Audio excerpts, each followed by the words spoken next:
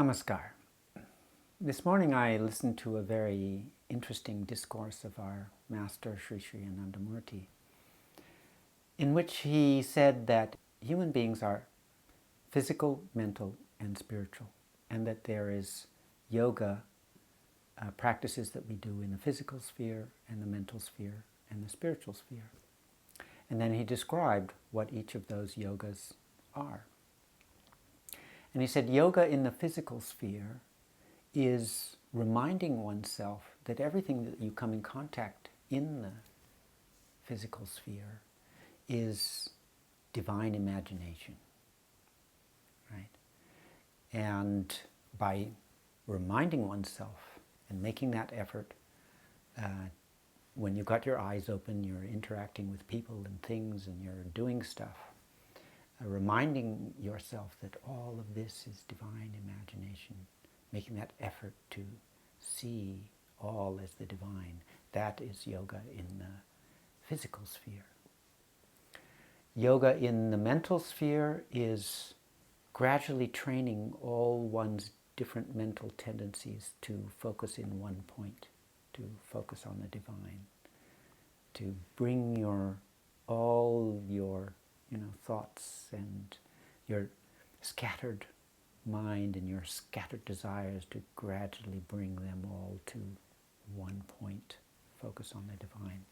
That is yoga in the mental sphere, which he called Jnana Yoga, right? Yoga in the physical sphere he called Karma Yoga. Jnana Yoga means the yoga of knowledge.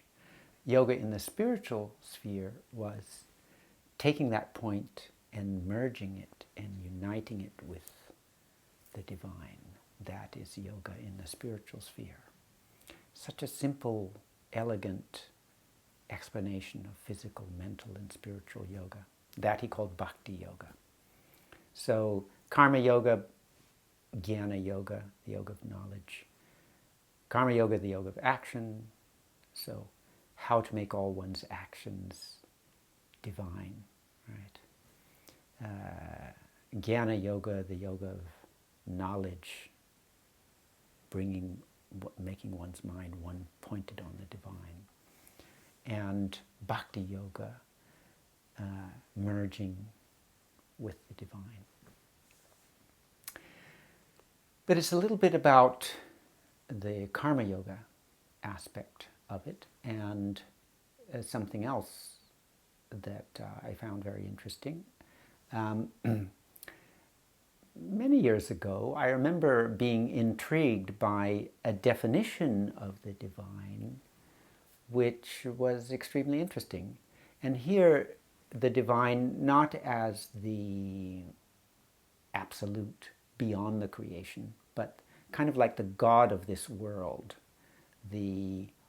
Within this created world, there is a nucleus which is doing and controlling, and around which everything in the created world is moving. That we call Saguna Brahma, right? It's different from the void beyond that. So this nucleus of the created world, which is called cosmic consciousness,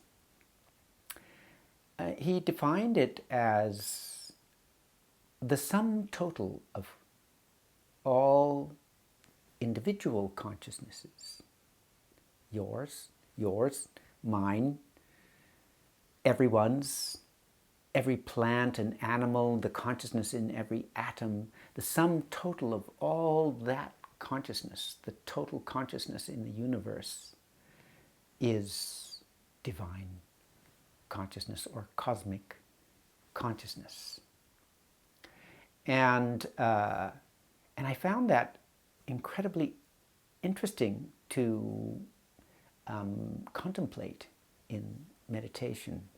And I found it helpful to get a sense of that, because this is a difficulty that we face as we start meditation, especially in the beginning stages of meditation. What do I think of? How do I imagine infinite love, how do I imagine God or divinity or whatever? So how about this then? that infinite consciousness is my consciousness, your consciousness, everyone's consciousness all together, right? And that somehow is graspable, more easily graspable than the kind of airy-fairy, vague term of cosmic consciousness. It doesn't really have any life to it in a way.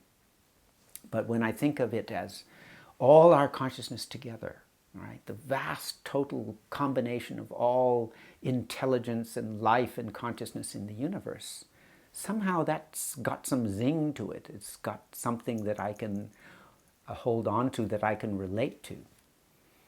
And then I laughed because, we often, have a debate, not a debate, but people get upset if you call God a he.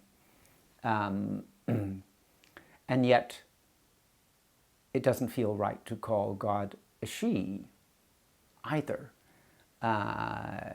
So this is a kind of knotty problem of the English languages. Some other languages don't have that. They have a non-gender pronoun. I wish we had that in English. But our master often uses the word he. Although in many, many discourses he said, God is male, female, and everything, child, old age, and the lot. But he uses that word he not because he's talking about a male, because God is a male, which it's clearly not, and which he says it's clearly not, but because he is more intimate or personal than it. And it has been a matter of usage in English to use he for a non-gender sense also. And then suddenly, when I was reflecting on this definition as the sum total of all our consciousness, and of course, all the boys, all the girls together, that is divine consciousness. A little phrase came into my mind. God is not a he or a she, but a we. And it's true.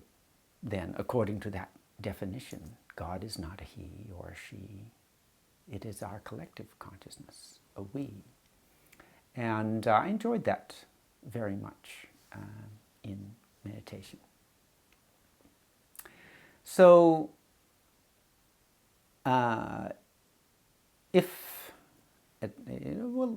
you can try it as to see when you contemplate that idea, if it brings some extra life to your meditation. So, cosmic intelligence, right? Infinite intelligence. Sometimes I find that word to be easier for us to grasp when we're meditating than consciousness, perhaps. But intelligence, something that's intelligent, that it's aware. The sum total of intelligence, if I'm meditating on that, all that intelligence, and imagine that intelligence also directing its attention towards me, that this, infinite collective intelligence, all are such a powerful intelligence that is highly aware, highly intelligent, highly conscious of me, right? That is a thought that can bring a sense of connection and animation and life into your meditation, right? Here I am, I'm meditating on the sum total of all our intelligences, and sense, as you think about that, think about the intelligence and awareness that possesses, how amazingly powerful it must be, and how amazingly conscious it can be of everything and conscious of me, right? So those are some thoughts I wanted to share, something that brings a smile in my meditation, a nice realization, but also something that brings a sense of depth and realness in when we try to meditate on something as abstract as cosmic consciousness. Namaskar. Have a great week.